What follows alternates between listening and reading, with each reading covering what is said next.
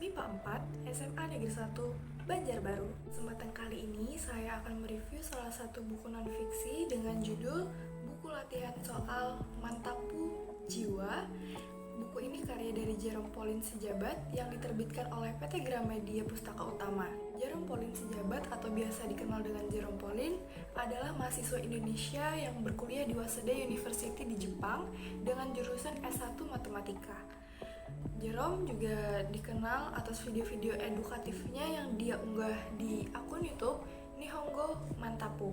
Video-videonya berisi tentang belajar bahasa Jepang, kehidupan dia di Jepang seperti apa budayanya, dan juga menceritakan pengalaman hidupnya sebagai mahasiswa di Jepang. Sedikit bercerita tentang buku ini bukan buku latihan soal matematika seperti judulnya, tetapi secara keseluruhan buku ini menceritakan tentang perjalanan hidup Jerome Pauline yang mengejar mimpinya.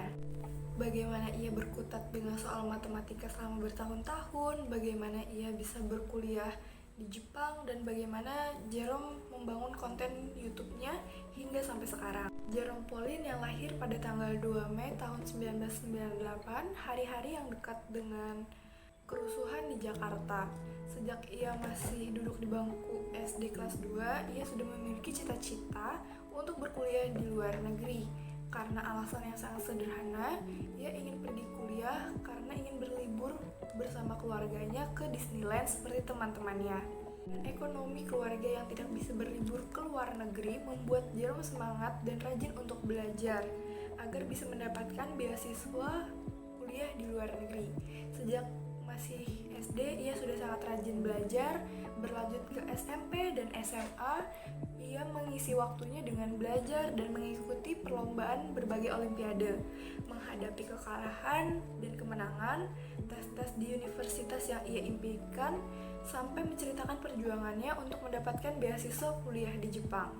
Kisah perjuangannya tidak berhenti sampai di situ. Ia juga menceritakan perjuangannya belajar dengan gila sebutannya ketika belajar di Jepang, pengalaman ia pernah mengikuti lomba pidato di Jepang, sampai awal mula ia membuat YouTube channel. Semua cerita dalam buku ini. Itu dia sekilas tentang bukunya. Yuk sekarang kita mulai review bukunya. Terdapat beberapa poin yang ingin saya sampaikan dari buku ini. Pertama, dari segi fisik buku ini. Kita mulai dari cover. Saya sangat suka dengan buku ini, dengan cover yang menarik. Ada simbol-simbol gambar yang berkaitan dengan cerita-cerita di dalamnya. Ada simbol penghargaan, ada simbol matematika, ada foto keluarga di Disneyland, dan semua berkaitan dengan ceritanya.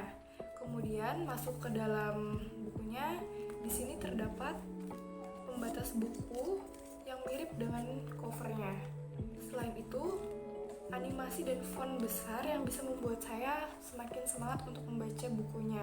Poin kedua, di buku ini terdapat soal-soal latihan matematika beserta jawabannya yang memiliki filosofi tersendiri bagi Jerome. Soal-soal dan rumus-rumus matematika yang disisipkan dalam cerita ini membuat karakter Jerome yang gila matematika semakin kuat. Poin yang ketiga, bukunya sangat ringan dan enak dibaca. Saya sendiri untuk membaca buku ini cukup menghabiskan waktu selama 4 jam saja loh. Dari informasi yang saya dapat, buku ini terjual sebanyak 2000 eksemplar dalam waktu 7 menit. Dan saya yakin buku ini sangat tinggi banget antusiasmenya. Poin keempat, banyak quotes yang membangun motivasi semangat dari buku ini.